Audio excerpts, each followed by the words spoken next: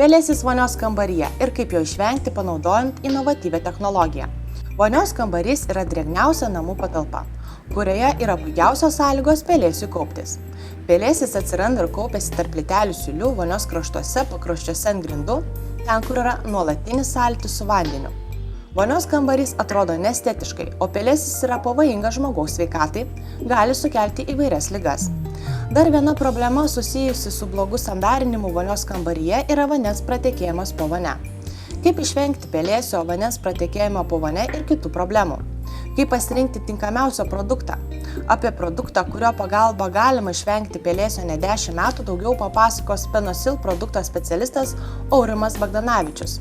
Tai dažnas klientas susiduria su problema, kad drėgnose patalpose, tai yra voniose, aplink vonias, aplink dušinės, prasideda kaupiasi pelėsis sandarinimo siūlėse.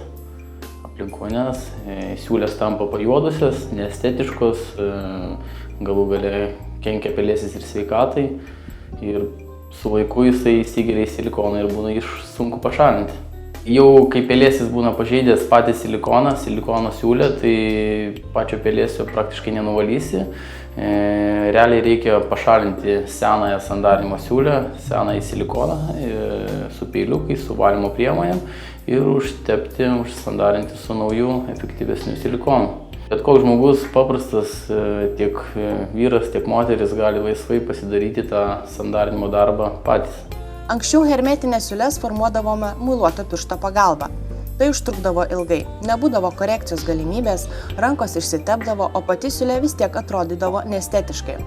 Norint išvengti nemalonaus draugo vonios kambariuose, geriausia naudoti silikoninį Penosil Stop Fungi sandariklį, kuris apsaugo sandarinimo siūlę 10 metų nuo pelėsio, o dušu galite naudotis jau po 30 minučių. Kartu su šiuo silikoniniu sandarikliu gausite ir specialų antgalį Easy Pro spatulą. Šiai problemai spręsti sukurtas silikono lyginimo įrankis, tai Easy Pro spatula, ir jos pagalba siūlė lyginti tampa visiškai paprasta, greita, svarbiausia pirštai lieka švarus, paviršiai taipogi, o spatulos pagalba suformuojama tolygi siūlė, kuri leidžia nutekėti vandenį ir todėl išvengiama susidarimo pelėsių. Jos pagalba vonios sandarinimo darbus atliksite vos per kelias minutes. Jūsų pirštai išliks švarūs, sandarinimo siūlė lygi, kuria nesikaups vanduo ir darbas bus atliktas greitai. Ne 10 metų džiaukitės gražia vonia be pelėsio. Parodysime, kaip teisingai užsandarinti vonios kraštą. Pirmiausia, pasimatuokite 3 mm nuo Easy Pro spatulos krašto ant plytelių. Per šiuos taškelius reikia klijuoti dažymo juostelę. Sandarinimo siūlę užpildykite silikonu. Spatulą paimkite 2 pirštais iš viršaus. Pridėkite spatulą, kad gautųsi status kampas. Abi spatulos kraštinės priglūstų prie vonios ir sienos.